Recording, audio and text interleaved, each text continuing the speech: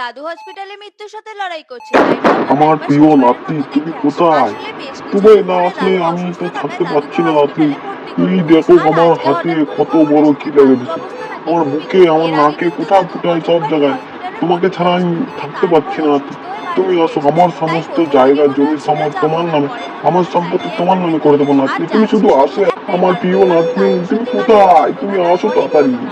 তবে তোমাকে একটা ছাড়া তো মজার আমি বিষয় কি এখানে আর জানো, এক এই মুহূর্ত, দাদুই কিন্তু আমার দম ছোটবেলায় বন্ধ আমাকে হয়ে যাচ্ছে। বিয়ে তোমার করিয়েছেন। দাদির আর কথা এই শুনে শুনে শ্বশুরবাড়ির আমার সদ্যপাত বলে কানটা দাদু পচে গেল বলতে গেলে নাতনি। তুমি দাদুকে আসো, চিনে ফেলতে প্রায় তাড়াতাড়ি আসো। অসুস্থ। কোথায় যাই তুমি, হোক, তোমরা কোথায়? কিন্তু আমার দাদুর জন্য অবশ্যই প্রে করো। আমার দাদু কিন্তু হাসপাতালের এখনো বেডে মরার শুয়ে বয়সে, শুয়ে কারণ বিরক্ত দাদুর হয়ে বয়স যাচ্ছে শুধুমাত্র নাতি। 88। হ্যাঁ, চলো এবার কোথাও একটা ঘুরে কথা বলি, আসি, উনি তুমি কিন্তু আর আমার আমি। নিজের তোমার দাদু। দাদিমাকে নিয়ে আসলে যাবো এই না? দাদু আমাদের ছাড়ে দিবে, পুরনো চলো। বাড়িতে ভাড়া থাকতেন। যাই হোক, আমার এখন প্রিয় কিন্তু নাতি, হসপিটালে যাওয়ার জন্য চুমু। আমার লোকটা রেডি হয়ে গেছে। নাও, এবার তোমরাই কমেন্টে জানাও আমাকে কেমন লাগছে, আর সাথে নেক্সট ভিডিওর জন্য সাবস্ক্রাইব করতে ভুলো না। বাই।